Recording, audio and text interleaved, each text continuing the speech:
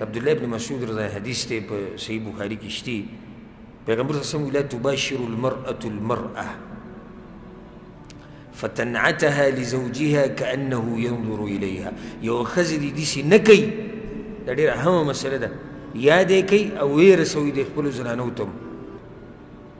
یو زنانه دیسی نکی چی دا بلی زنانه سر دی کینی او دا دی اگا بدن دی طولو گوری او بیرش خپل خاون تی قصی بیانی دا دی غلط کار دی او دا دی سپک کار دی دا زنانه خو سپک دا چی دا پردو زنانه اوصاف خپل خاون تی بیانی دا خو سپک دا بخبره خو دا سڑیم سپک دی چی دی تا گوگی خواو دی دی استا خزا زید خلکو کرا یا خلق رازی تا کرا نو دید پر رازی چی بیستا دا خزر راو لگی و تا تا دا گوی جسم اوصاف بیانی چی اگر تور و اگر سپین و اگر غٹ و نرائی و دنگ و چی تو دا گوڑی سپک کار دے کنا نو شریعت دا دین منع کردی دا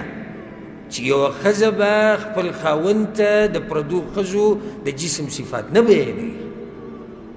پا دی کی دو نقصانات یو خزر دی و شرمولا پردو سړو مخکې تذکره وشو دویم نقصان پکې څه دی کیدی شي د خاون زړه هغې ته وشي د دې نه زړه ته وشي او پلاني راغلی او سمه دنګه وه او ښه دنګه وه دا زه په شیشه وړېدلی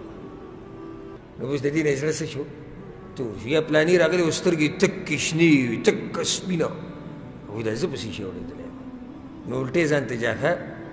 ښه ډېره کړه نو ځکه یې شریعت د دې نه منع کړې ده